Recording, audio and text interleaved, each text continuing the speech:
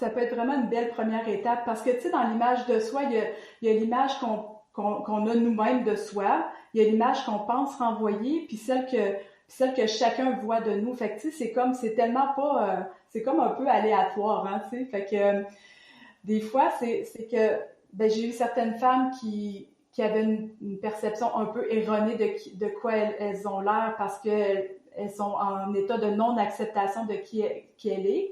Alors, avec l'image, ce que j'arrive à faire, c'est aussi d'amener la femme à dire, quand tu vas regarder ta galerie photo, là, tu sais, fais-le avec un œil bienveillant, comme si tu étais ta meilleure amie, parce que ben, on est nos pires critiques. Alors, il y a des choses qu'on va remarquer en photo, il y a des choses qu'on va critiquer par rapport à nous-mêmes. Puis des fois, ça a même pas d'allure non plus. Des fois, c'est exagéré. Alors, c'est de réussir à regarder la photo avec comme si on était d'un œil extérieur, si on était une autre personne, notre sœur. Puis ça change vraiment beaucoup des choses. Vous écoutez L'Ambition au féminin, épisode 43. Mon nom est Tatiana Saint-Louis et j'anime L'Ambition au féminin, un podcast pour toutes les femmes pleines de vision, de talent et de drive qui désirent redéfinir le succès selon leurs termes et leurs conditions. Chaque semaine, j'explore seule ou en présence d'invités les thèmes entourant la réussite professionnelle et personnelle. Mindset, productivité, leadership, branding personnel, c'est le rendez-vous pour réfléchir à la façon dont tu veux vivre ton plein potentiel et laisser ton empreinte dans le monde.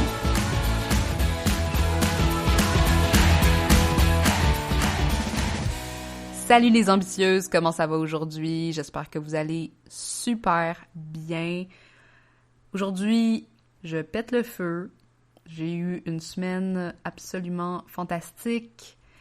J'ai fait C'est vraiment rare que je sois en lancement, comme on le voit d'habitude. Il y a beaucoup d'entrepreneurs que je vois qui font plusieurs lancements par année. Moi, je suis plus du genre à servir mes clients dans le one-on-one, puis ma prospection, ou du moins...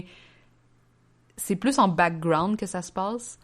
Mais aujourd'hui, je termine justement la deuxième semaine après le challenge que j'avais organisé, 5 jours pour rendre ton offre de service irrésistible. Puis je suis encore sur un nuage de comment ça s'est bien passé, ce challenge-là, comment j'ai été énergisée par le contact direct avec vous, ma communauté, avec mon public, avec des gens qui ont vraiment vu l'apport que je pouvais amener dans leur business et qui ont vraiment donné de leur énergie, de leur cerveau. Et bref, je suis encore en train d'en parler parce que j'ai juste tellement eu une belle expérience que je voulais absolument immortaliser ça peut-être, puis en parler un petit peu. Mais c'est pas de ça qu'on va parler aujourd'hui, dont on va parler aujourd'hui. Ce n'est pas de ça dont on va parler aujourd'hui. Je sais pas si j'ai fait la bonne chose. Aujourd'hui, non, j'ai une invitée dans cette entrevue de podcast. Mon invitée est Julie Dessureau et on va parler de image de soi. On va parler de photographie, on va parler de corps, on va parler de comment l'image de soi influence notre confiance et éventuellement, par la bande, notre succès. La question de l'image de soi, c'est une question qui me revient souvent en tête, surtout, moi je suis passée par ma première maternité, ma première grossesse en fait, et il y a eu beaucoup de changements au niveau de mon corps, et puis dans les dernières années aussi, quand j'ai retrouvé un nouvel emploi, j'ai eu beaucoup de changements à la transition vers la trentaine de mon corps, et puis j'ai quand même observé assez...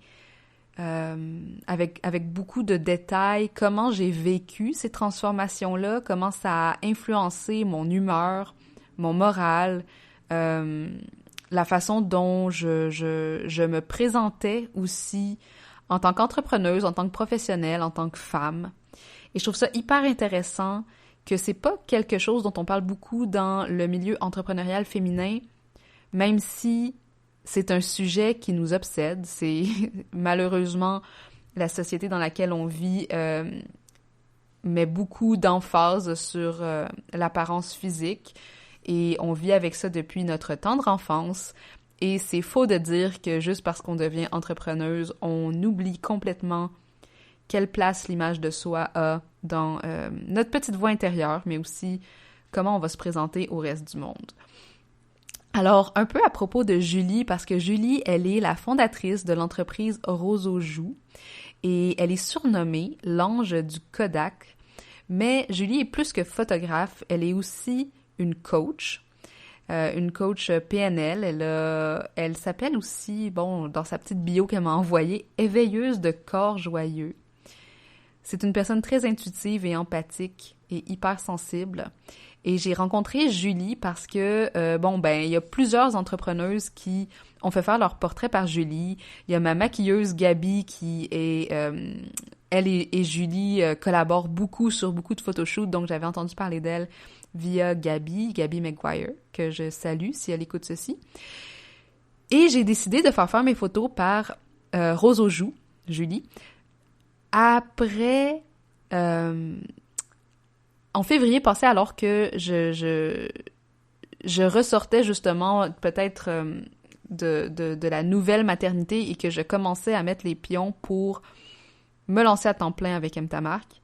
Et j'avais travaillé un rebranding. J'ai fait un épisode là-dessus. Je vais vous mettre le lien en commentaire. Et puis, j'avais besoin de nouvelles photos. Et ça faisait un bout que je me disais, ça serait cool d'avoir des photos avec Rose aux Joues parce qu'elle a photographié beaucoup de femmes entrepreneurs. J'aimerais ça faire partie de ces femmes-là. Mais aussi, j'avais peur parce que, encore une fois, mon corps avait changé. J'étais pas... je me reconnaissais pas tant. J'étais pas là où je voulais. Et je pensais... comment on dit ça? Retarder ce photoshoot, mais je me suis dit non, le moment c'est maintenant et il faut que j'accepte où j'en suis. Peut-être que ça va être mon corps pour le reste de ma vie. Who knows? C'est mon corps pour le reste de ma vie. Ça donne qu'il y a cette forme-là aujourd'hui. Bref. Tout ça pour dire que ça a donné aussi que Julie m'a envoyé un message parce qu'elle avait découvert l'ambition au féminin. Et on s'est dit, you know what, j'ai besoin de photos. Puis j'aimerais ça aussi... te mettre de l'avant sur le podcast parce que je trouve intéressante ton approche qui est entre le coaching sur soi, entre l'image de soi et aussi la revalorisation des femmes dans leur propre esprit. La mission de Julie, comme elle l'a dit elle-même, c'est de révéler et de célébrer l'étonnante diversité des femmes. Puis si vous voyez un peu sur son Instagram, vous voyez qu'elle a vraiment un souci de rester très naturelle, de vraiment aller chercher l'essence de ses sujets. Et voilà, donc on a vraiment parlé de tout un tas de choses en lien à l'image corporelle surtout, et comment la photo peut nous aider à faire la paix avec cette image-là, comment on peut aussi se préparer à être devant la caméra, mais aussi comment se libérer de ces poids qu'on a par rapport à nos standards de beauté, par rapport au blocage que notre image de soi pourrait avoir dans la façon dont on vit notre succès. Bref, longue introduction, je vous laisse avec l'entrevue avec Julie Dessureau. Et si vous avez des commentaires par rapport à l'épisode, par rapport à votre propre expérience, j'aime toujours vous lire, que ce soit en commentaire de cet épisode ou dans mon infolettre. Et je vous invite aussi à aller mettre un beau gros 5 étoiles à l'ambition au féminin. Vous savez que ça m'aide à donner de la visibilité au podcast pour que de plus en plus de femmes découvrent le contenu que je crée à chaque semaine et puissent être aidées dans leur cheminement aussi grâce aux discussions qu'on a ici sur le podcast. Alors voilà, je vous laisse avec Julie et je vous dis à la prochaine. Salut Julie, bienvenue sur l'ambition au féminin. Merci de te joindre à moi aujourd'hui, c'est vraiment gentil. Bonjour Tatiana, je suis très contente d'être avec toi aujourd'hui. Alors Julie, juste pour te présenter à tous nos auditeurs, veux-tu nous parler un petit peu de... Bon, t'es photographe, mais t'es aussi coach. Comment t'en es arrivée? C'est quoi un petit peu ton parcours? Puis comment t'en es arrivée à mêler ces deux expertises-là? Bien, en fait, moi, je suis tombée dans la photographie là, à l'adolescence, puis j'ai travaillé dans ce merveilleux monde-là toute ma vie. Mais ça fait à peu près 15 ans que je photographie des femmes entrepreneurs, que je partage avec elles, qu'on a des belles discussions. Puis je me suis vraiment rendu compte à quel point que les femmes sont critiques, sont dures envers elles-mêmes. Puis j'avais envie de les accompagner, puis peut-être de leur offrir quelque chose de plus que les images, qui étaient aussi peut-être des outils ou des pistes pour vraiment avoir une meilleure satisfaction face à elles-mêmes, à leur image, à leur corps ou face aux différentes choses là, qu'elles pourraient avoir à travailler durant leur vie. Fait que c'est vraiment ça qui m'a mené au coaching. Puis mon histoire personnelle. Puis pour la photo, aussi, qu'est-ce qui t'a attiré vers l'image, ouais? ben la photo, tu sais, j'ai découvert la vieille caméra dans le fond du garde-robe là, chez mes parents, puis j'étais fascinée. Puis j'ai commencé à utiliser la caméra, puis à l'époque, tu sais, il y avait il y avait des images très percutantes, puis c'était comme les premières fois qu'on voyait ça, là, tu sais, Benetton avec l'enfant de couleur noire, l'enfant blanc mélangés ensemble, tu sais, c'était très très fort, puis c'est ça qui m'a vraiment attirée au début, puis j'étais comme je voulais créer des images, puis je le faisais avec des amis à l'époque, ils se déguisaient, je les maquillais, on faisait des espèces de mise en scène, donc c'est vraiment tout le rapport à créer une image là, qui m'a vraiment fascinée dans le monde de la photo. Puis je trouve ça intéressant parce que moi, en tout cas, j'ai fait une partie de mon éducation en histoire de l'art, puis l'image, tu sais, voir des tableaux, puis tout ça m'a beaucoup toujours intéressée aussi. Puis comment t'as développé ton œil pour ça, puis aussi peut-être ton goût pour le portrait?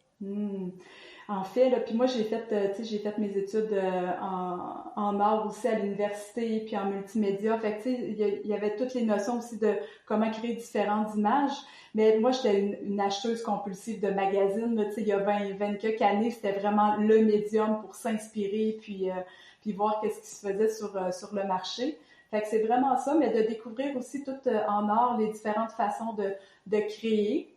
Mais je revenais quand même toujours à la photo, là, tu sais, quand j'étais à l'université, aussitôt qu'il y avait un cours de photo, c'était certain que j'avais vraiment cette passion-là, puis aussi pour tout le côté, dans le temps, c'était du film, on développait les photos dans un laboratoire, là, c'était complètement un autre monde, donc c'était vraiment une passion qui a toujours été là, puis fait que c'est vraiment ça qui a créé mon désir c'est ça, de créer des images, puis autant avec les vêtements, autant avec le maquillage, autant avec des mises en scène que j'arrivais à créer, puis ça me nourrissait vraiment, vraiment beaucoup.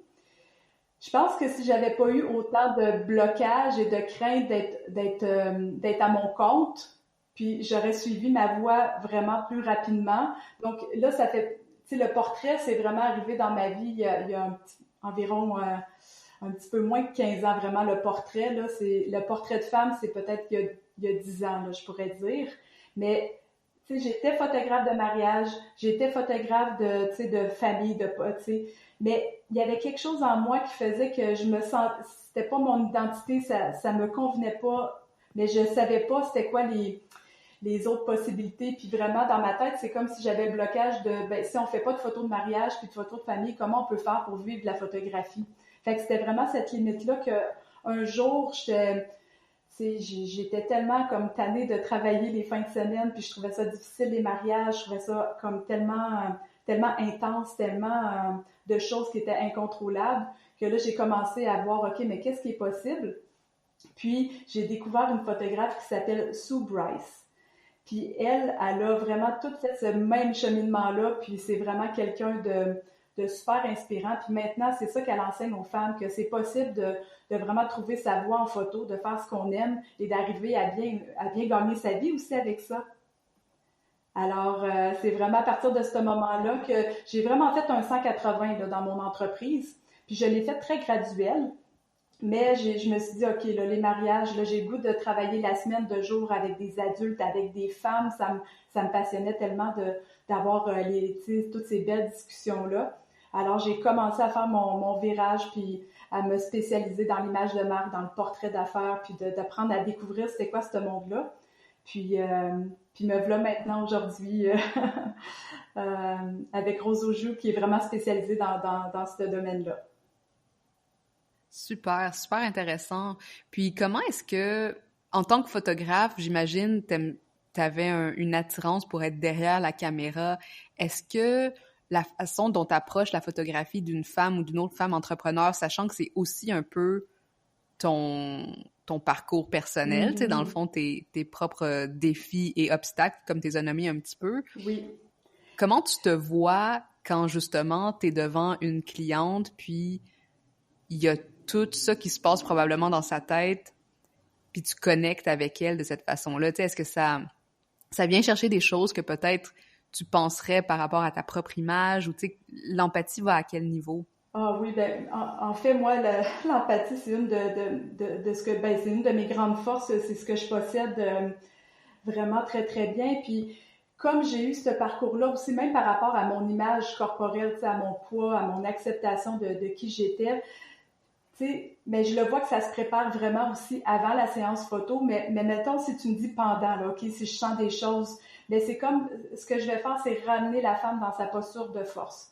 Parce que c'est certain qu'on est plus vulnérable quand on se met devant la caméra, puis que ce soit en photo ou en capsule vidéo ou en podcast, peu importe, c'est de se mettre de l'avant, c'est se permettre d'exister, puis fait que c'est sûr qu'on est vulnérable. Alors, je joue beaucoup avec mon énergie, avec comment je peux transmettre ça et comment je peux ramener la femme dans une posture de force, parce qu'il y a toujours des parties de notre vie où on le sait ce qu'on doit faire, on a de la confiance, on a de la drive, fait que c'est de la ramener là pour qu'elle puisse rayonner en photo.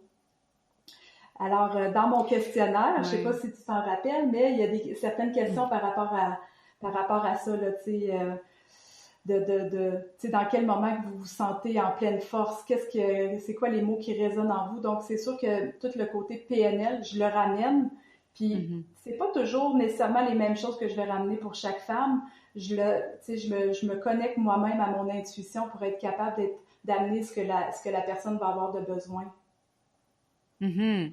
Puis j'imagine aussi, puis ça, je pense que je l'ai compris aussi quand même assez tôt dans ma propre expérience de l'entrepreneuriat, c'est comment l'image de soi, puis c'est pour ça notamment que je travaille en branding personnel, mais comment l'image de soi influence les résultats qu'on crée autant dans notre entreprise que dans notre vie.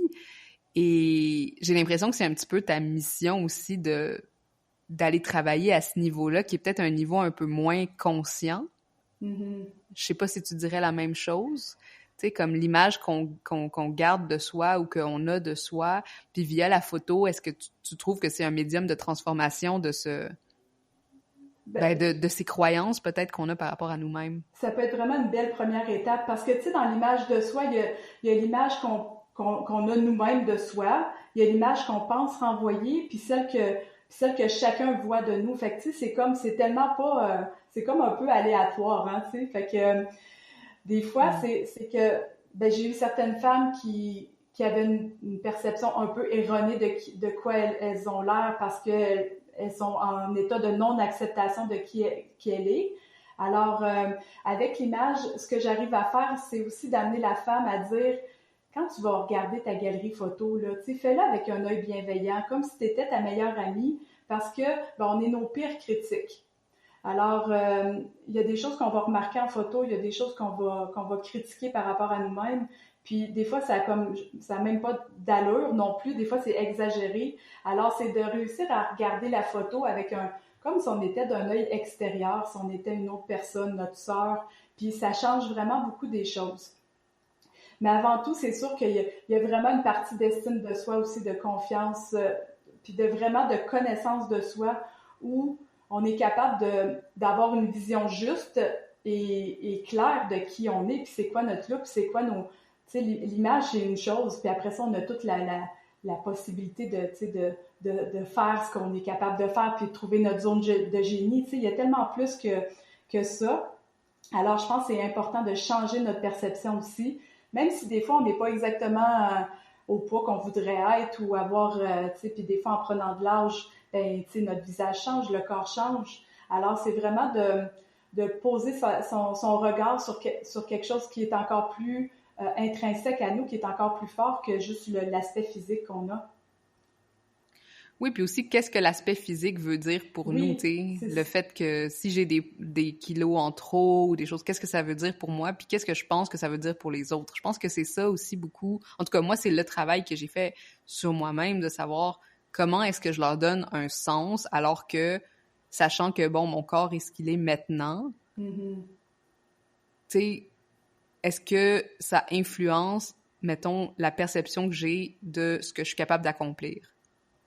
Ben moi je pense que oui, je pense qu'avec tu sais une belle séance photo avec une approche qui va te remplir de puissance, de force, tu sais de plaisir aussi, puis de dire ben j'ai envie de rayonner no matter what. Tu sais oui, j'ai quelques kilos en trop, mais ça c'est un aspect de moi, mais j'ai tellement plus à offrir que ça. Alors, veut pas si cette philosophie-là est présente pendant la séance photo, c'est certain que le résultat, ton rayonnement, le message que tu vas avoir dans tes yeux va être 100 fois mieux que si t'es obsédé avec ben là j'ai mon surplus de poids. Ben si tu fais juste comme te connecter à ça, ben c'est certain que tu seras pas dans ta lumière, tu vas être bien plus dans ton mal-être.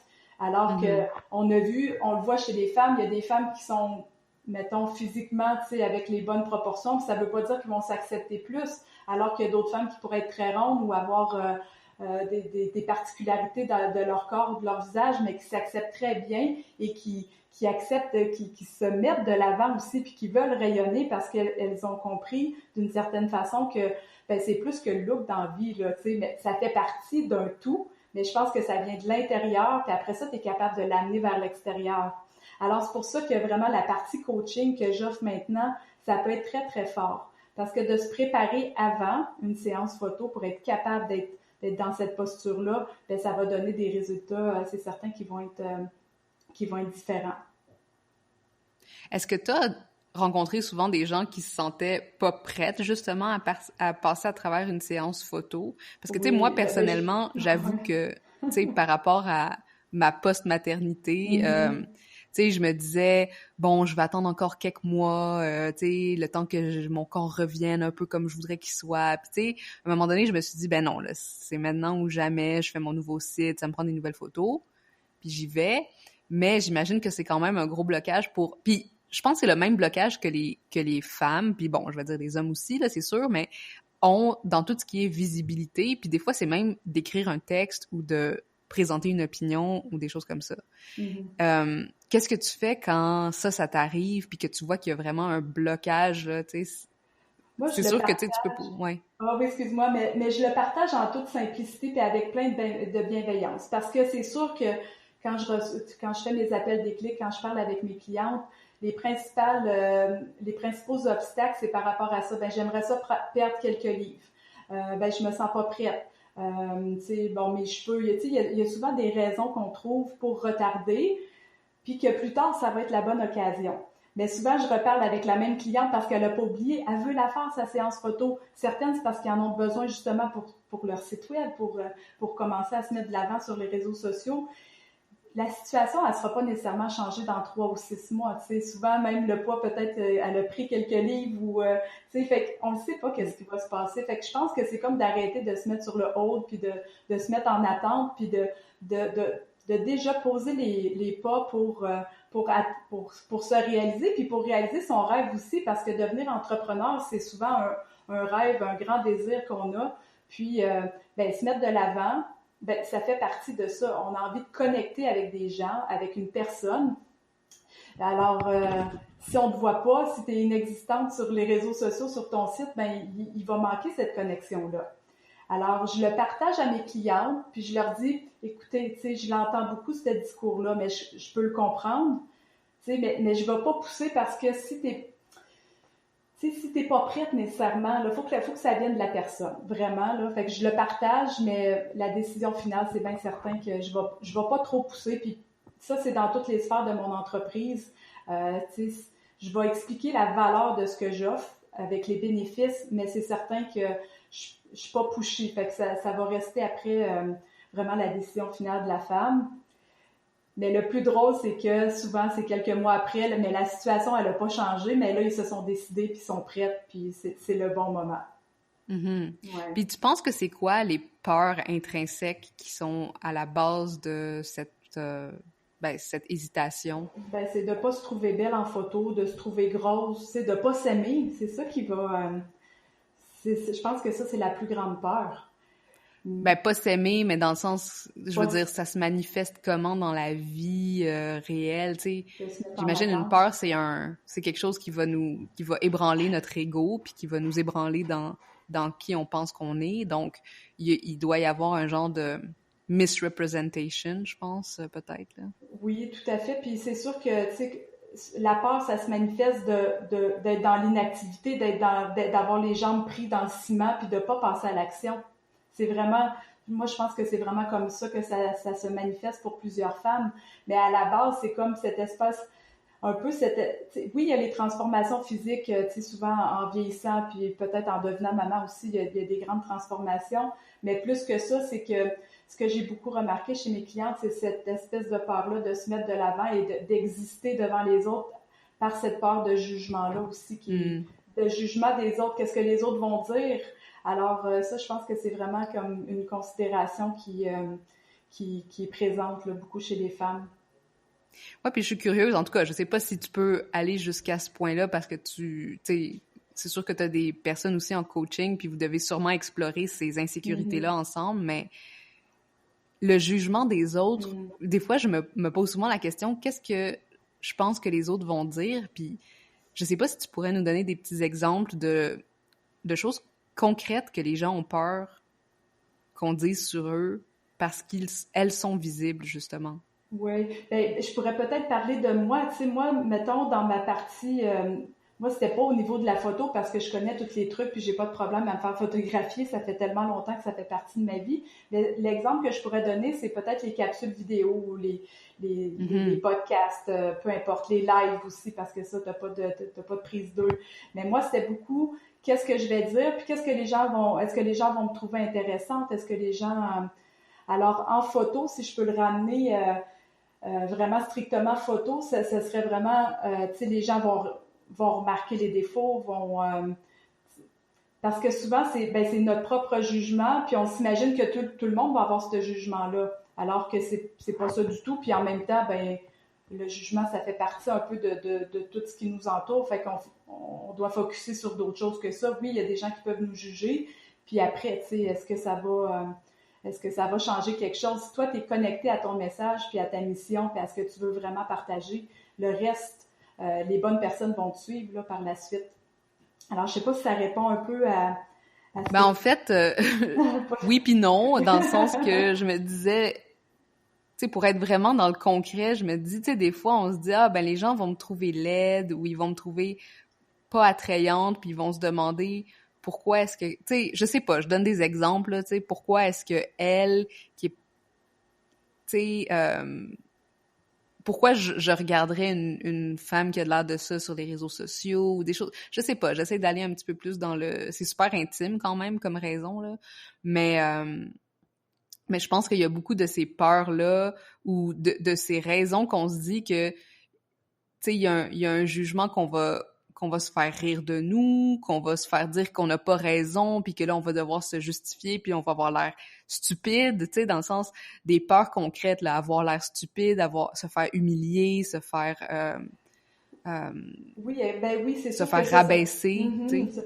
Puis se faire dire par rapport, ben se faire aussi parler de sa valeur, mais pourquoi toi tu te mettrais de l'avant comme ça? Pourquoi tu poserais tu sais, tu publierais tes photos sur les réseaux sociaux, là, tu sais, par rapport à cette valeur-là que. Mais tout ça, c'est comme toutes c'est des trucs qu'on traîne depuis notre enfance par rapport à. Mhm. Fait que tu sais, t'as des grandes blessures qui peuvent te suivre, qui sont quand même différentes pour chaque femme. Mais c'est sûr qu'en général, cette peur de, tu sais, du jugement par rapport à son visage, par rapport à sa beauté, là, tu sais, la Mhm. beauté, c'est comme, tu sais, puis moi, je dis tout le temps que c'est overrated, là, quelqu'un qui, puis j'ai souvent des discussions avec mon chum à propos de ça, parce que lui, il dit la beauté, mais c'est intrinsèque, on est attiré vers les gens qui sont beaux. Mais pour moi, tu sais, la beauté, c'est une chose. Mais si tu veux émaner, puis donner envie aux gens de te connaître, ça vient de l'intérieur. C'est beaucoup plus que ce que tu vas avoir de l'air physiquement. Alors, Mhm. tu sais, pour moi, fait que oui, il y a cette idée-là d'humiliation, de dire, ben, ils vont voir mes rondeurs, ils vont voir mon ventre. tu sais, parfois, j'ai une cliente, tu sais, que je me souviens qui est tout à fait magnifique, puis elle avait une grosse séparation entre ses dents d'en avant, puis au début, elle voulait pas rire, tu sais, puis elle voulait pas montrer ça, puis elle était comme, ben, je suis pas à l'aise avec ça, Julie, puis ma craque, je me suis tellement fait agacer avec ça, puis je disais, tu sais, mais tu le sais pas comment que t'es belle, quand tu ris naturellement, quand tu y penses même pas à cette caractéristique-là de toi. Puis, de fil en aiguille, je l'ai amenée à se libérer de ça pour la séance photo. Puis, les plus belles photos qu'elle a, d'elle, qu'elle a choisies en plus, qu'elle a mis sur son site, ben c'est des photos qu'elle rit, puis qu'on la voit, ça craque dedans. Puis, c'est ce qui fait qu'elle est magnifique parce que ça lui appartient, c'est à elle, on le voit. Tu sais, c'est ça, c'est unique à elle. Alors, pour moi, c'est comme de mettre ça en valeur aussi, chaque particularité qu'on a toutes, en fait, ben, comment je peux faire pour le mettre de l'avant pour qu'après ça, cette femme-là puisse, ben, se rendre compte que finalement, ben, quelque chose que j'aimais pas chez moi, ben, maintenant, ben, je peux apprendre à le voir différemment puis à l'apprécier aussi. Tu sais, autant que ce soit avec un nez plus proéminent, que ce soit avec, justement, des formes, tu sais, un petit peu plus, tu sais, sur les hanches, ou peu importe, tu sais, c'est comme, qu'est-ce que je peux faire pour rendre ça de façon magnifique, puis de le mettre de l'avant, puis de jouer avec ça, puis de dire, tu sais, fait que c'est justement, c'est seulement qu'un critère de qui je suis. Mm-hmm. Puis toi qui étais justement intéressée par la photo, les magazines, puis tout ça depuis ta tendre enfance, est-ce que tu trouves que les choses ont changé d'un point de vue représentation de la diversité corporelle ou des femmes? Tu sais, est-ce que tu penses qu'on a avancé, on a reculé ou on est exactement au même point? Je pense qu'on a avancé, mais il reste encore tellement de chemin à faire. Mais déjà, tu sais, tout le mouvement de body diversity, ça commence à transformer les choses. Mais on est encore surpris de voir sur les réseaux sociaux, de voir des femmes qui sont plus rondes, des femmes qui vont avoir des attraits différents. Ça reste que c'est encore pas la norme. Il y a encore, tu sais, tous les magazines avec les retouches photos, puis là, ben, il y a l'apparition aussi des filtres Instagram, de tous les filtres. Alors, tu sais, même moi, quand je m'amuse un peu avec ça, je me dis, aïe, si je peux comprendre que mes clientes, des fois, comme se reconnaissent pas ou ont une espèce de choc quand elles se voient parce qu'elles sont habituées d'utiliser toutes sortes de filtres qui changent vraiment ta physionomie. Alors, quand tu te vois vraiment de façon réelle avec des proportions qui sont normales, ben des fois, tu peux faire le saut. Tu sais, tu peux rester surprise parce que c'est... Fait que cette partie-là de retouche photo puis de filtre, ça, c'est la partie que pour moi, c'est comme... je trouve ça vraiment dommage parce que c'est comme de transformer une chose vers une autre. Mais avec ça, il y a tout le mouvement de la différence qui est quand même mis de l'avant. Puis ça, ben, je trouve ça beau puis je trouve ça le fun parce que c'est important d'être d'habituer nos yeux à voir différents types de corps, autant pour les hommes que pour les femmes, puis de voir dans la différence toute la beauté puis la grande richesse de qui on est comme humain. Oui, puis je trouve qu'il y a beaucoup de femmes aussi qui sont peut-être un peu moins connues, mais qui vont explorer. Là, je me rappelle pas de son nom. J'étais sur un nouveau compte Instagram récemment, puis elle met des photos assez sensuelles d'elle, mais c'est une femme quand même assez ronde. Mm-hmm. Et juste le fait de voir quelqu'un qui va, bon, premièrement, partager quelque chose d'intime, puis que veut pas, tu sais, on se met, quand on regarde une photo, je pense qu'on se met à la place de la personne aussi un peu, puis je pense que c'est ça la force d'une bonne photo, c'est de transmettre cette connexion-là. Puis quand je regarde ces photos, je me dis, OK, ben, elle est dans un espèce de chemin, tu sais, bon, peut-être qu'elle veut montrer qu'elle est dans l'acceptation. Moi, je vois que c'est un chemin d'acceptation. Peut-être que je projette mes propres insécurités par rapport à elle, mais tu sais, il y a cette espèce de... comme tu disais, plus tu vois des corps différents, mais plus tu vois ton corps aussi différemment. Tu te déprogrammes un peu petit à petit de les attentes peut-être que tu aurais sur toi-même. Oui, puis justement, parce que ces attentes-là de revenir à, tu sais, comme là, on peut parler un petit peu des changements quand on devient maman. Fait que, tu sais, il y a tout le poids qui est pris pendant la grossesse. Après ça, il y a toutes les transformations. Fait que c'est certain qu'on doit se donner aussi beaucoup d'amour puis de bienveillance, que ça se fera pas du jour au lendemain. Et c'est comme c'est un cheminement perpétuel parce que on est en transformation constante. Alors, tu sais, tu peux... tu sais, moi qui j'ai tellement yoyoté de poids dans ma vie, tu sais, puis c'était juste comme hallucinant. Puis, Fait que tu peux bien penser que, OK, ben, j'étais à un bon poids, là, puis je me sens bien, puis je prends soin de moi, je fais du sport, mais je mange bien, tu sais, puis mais il va apporter d'autres choses, tu sais, il va se passer d'autres choses dans ta vie, puis ça se peut que tu reprennes du poids après. Fait que tout ça, c'est tout le temps, c'est pas flat, là, tu sais, c'est pas linéaire, ça joue, puis ça se modifie. Puis c'est sûr qu'on libère des couches. Moi, j'ai libéré plusieurs couches, fait que c'est sûr que je prends pas ou je perds pas de poids autant qu'avant. Parce que j'ai fait un certain cheminement d'acceptation aussi, puis de dire, puis de faire la paix avec ma peau en extra, avec ma cellulite, mes bourrelets, tout ça, tu sais, puis c'est pas que, bon, ben, je suis en amour 100% avec mon corps, mais j'ai fait la paix, puis je l'apprécie pour ce qui est.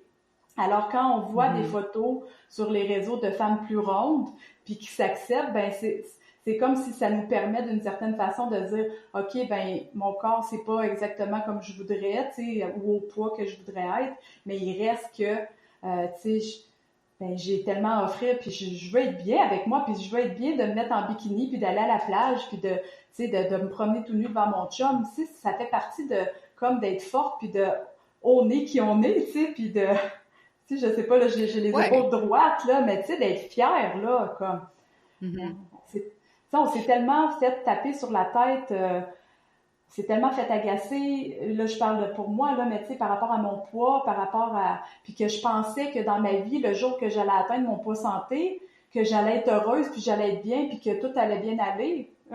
Mais la vie, c'est pas ça, tu sais, fait que ça t'apporte après ça différentes surprises. Non, puis c'est ça aussi que je trouve, puis là on va revenir à la photo, de comment des fois il y a des gens qui focus sur des photos du passé. Tu sais, des fois, tu regardes une photo pis t'es comme, oh my god, on dirait que la photo a été prise en 1990. Ah, oui. Je suis sûre que la personne n'a pas l'air de ça aujourd'hui. Oh, tellement.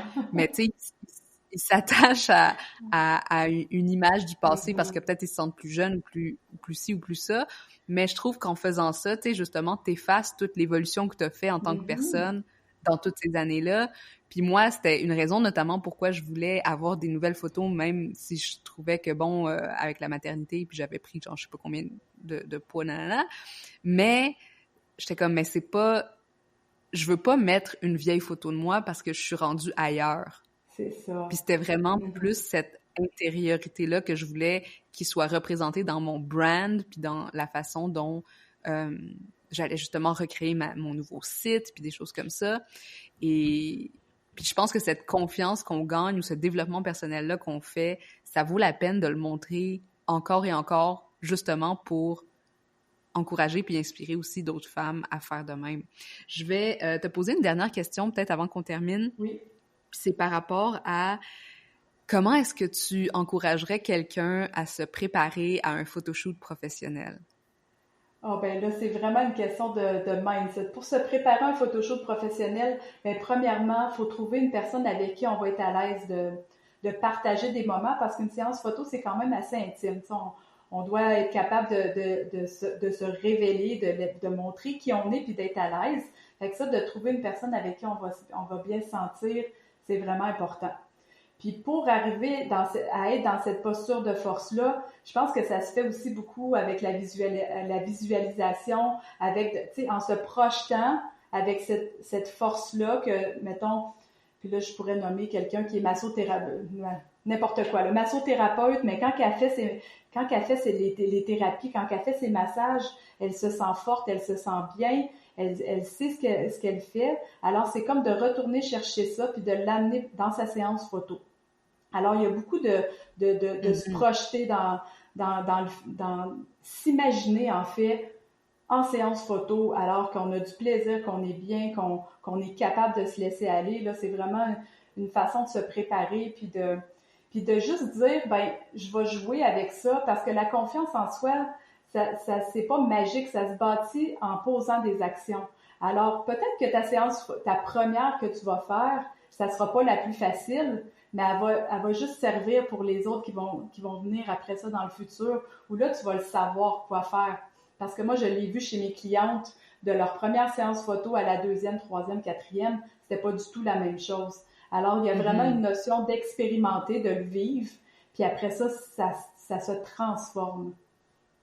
Super, super intéressant. Ouais. Bon, Julie, comment on peut communiquer avec toi, te trouver? Est-ce que tu es en train de travailler sur des choses? Comment on fait pour se faire coacher ou se faire prendre en photo? C'est quoi tes liens? Ben, en fait, sur ma page, sur mon site internet de roseaujoue.com, là, vous allez pouvoir voir le service photo que j'offre, mais le service de coaching aussi que je suis en train de vraiment mettre de l'avant. Puis j'ai même là une partie qui est du coaching avant pour préparer la femme. Pour après ça, ça se finit avec la célébration de la séance photo. Donc ça, je pense que c'est vraiment hyper puissant. Puis on a toutes des petites choses à travailler. Tu sais, on peut avoir fait de la croissance puis évoluer, puis mais se faire coacher, c'est par rapport à un objectif précis aussi. Alors, il y a toujours des choses, là, des couches qu'on peut libérer, des peurs qu'on peut s'affranchir, des blocages aussi qu'on peut se libérer. Alors, de faire toute cette préparation-là avant la séance photo. Puis après ça, ben c'est ça, le party au studio pour s'amuser. Fait que c'est vraiment ça qui s'en vient. Puis, c'est ça, là, quelque part durant l'automne, il va y avoir un programme en ligne aussi pour la confiance en soi, l'estime de soi, pour arriver à s'aimer aussi par rapport à toutes ces facettes, par rapport à, indépendamment de quoi on a l'air, indépendamment du poids qu'on a, de vraiment apprendre à s'aimer profondément. Super.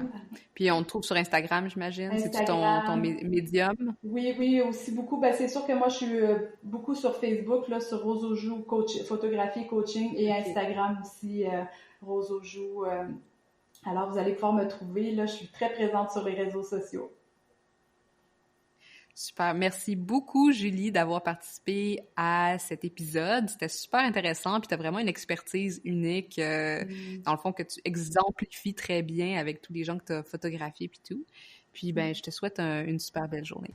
Merci à toi de cette belle invitation-là. Puis, je suis contente d'être venue partager ma passion avec toi.